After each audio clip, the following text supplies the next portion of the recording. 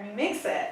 So I was thinking of I was just seeing the red and the white, and it was coming together to make pink, and I realized that the reason, I was thinking about what is love, right?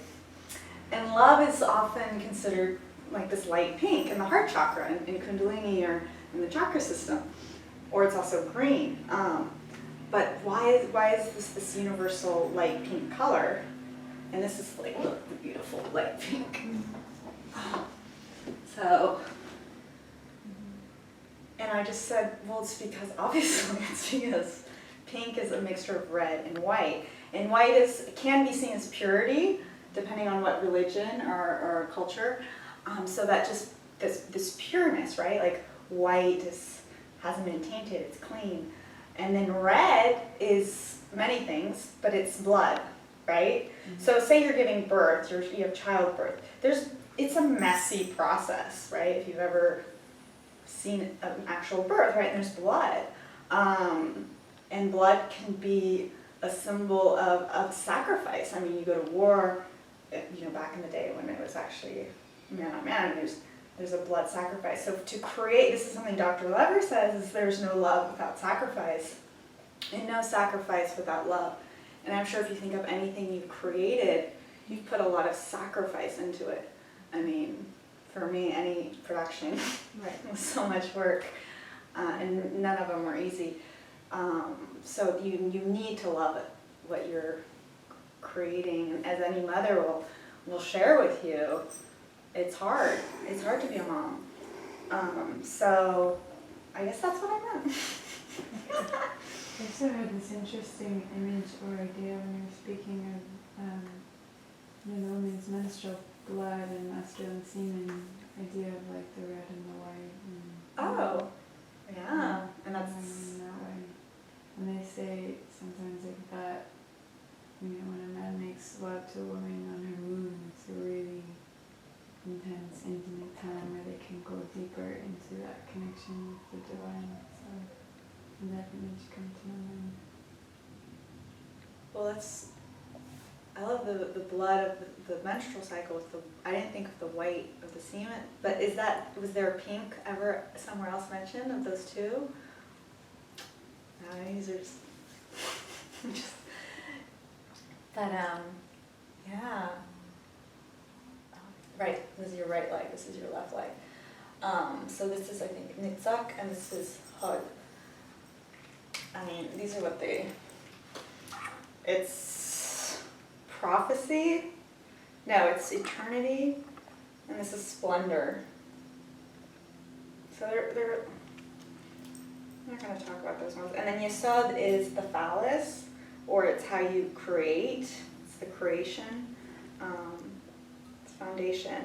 And then I do want to talk about Shekinah, or Malkut, which is this one. So this is like the earthly plane. It's known as kingdom. It's the feminine aspect of divine. And I don't know about you guys, but when I was studying Kabbalah, I really liked, my rabbi was a woman, and she kept talking about, gosh, that's a whole other chapter, but basically how the divine is really feminine and masculine.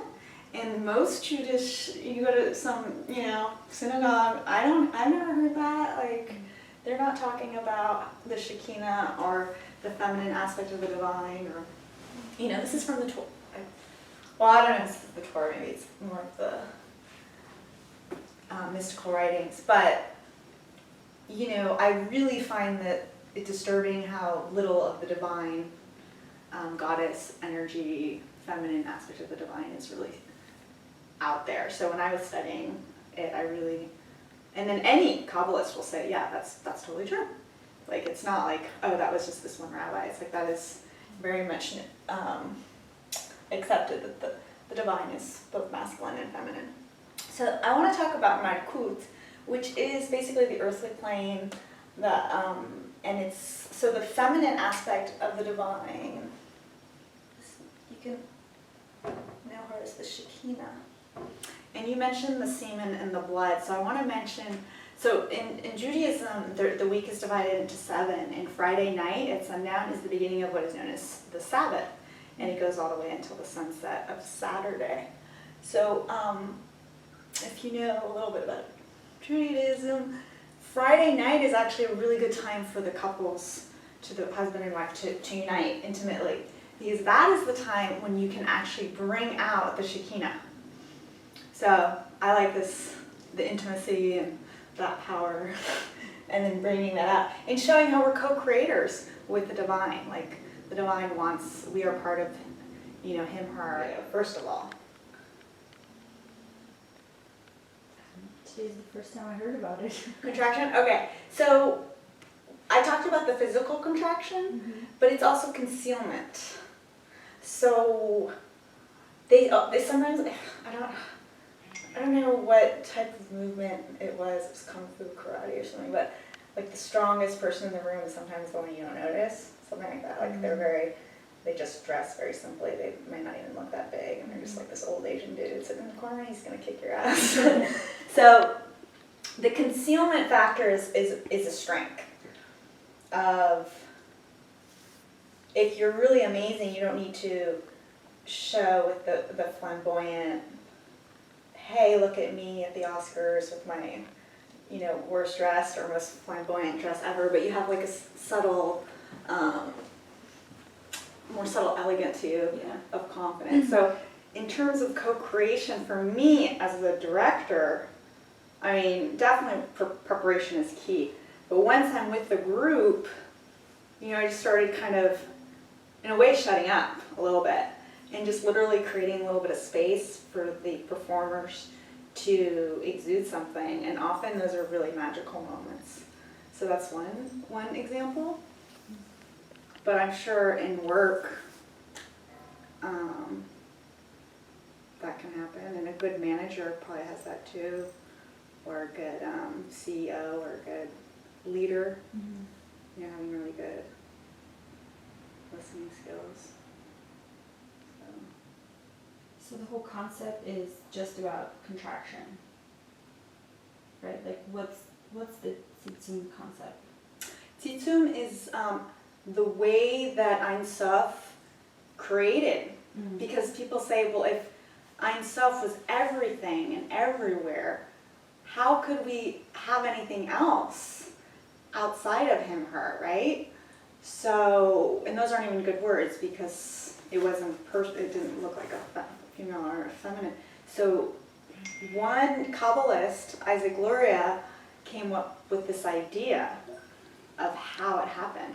So this idea of contraction. Now if you look at metaphysics, anyway, science, the Big Bang Theory is a little bit like that too. There's this contraction and then this explosion, right?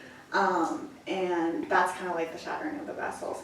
So they're very similar concepts if you look at science and the Lorentzian theory of contraction. So basically to create, there's a withdrawal. That's it in a nutshell. Yeah.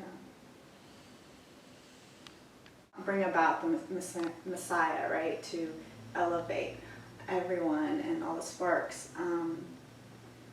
So we are here to receive. Kabbalah is to receive in order to share, or in order to elevate. So, I think Kabbalah got really popular Madonna time, I don't know when, but it just started to become for everyone and make it so accessible and in a way very dumbed down and run very simplified.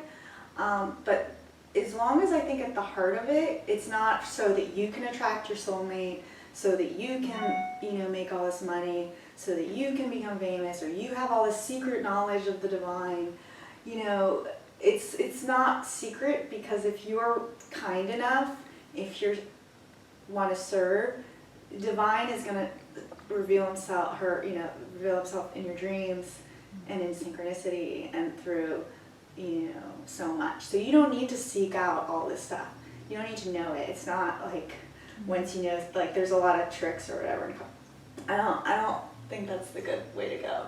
And something one of my rabbi or Kabbalah teachers said is, like, don't worry about all this stuff. We're in the world, right? Or at Malkut. There's so much to be done in this world. I mean, I still have a messy kitchen. I still, could take my dog probably more walks to Golden Gate Park. And, you know, just the business of day-to-day life, how we all know we can be better. We all know we could spend time serving at least one day a week for 2 hours, right? There's so many little service activities. Are you doing that? Well, then don't worry about all the other like grandiose things or like so many things. So, you know, it's the golden rule of love, you know, that's in the Torah. Love thy neighbor as thyself, so self-love, and then you can love others, and have no other God before me, love. But it's always love. You know, it's the golden rule. All religions do that, all spirituality. So let's tune out with some chanting, which is why we came.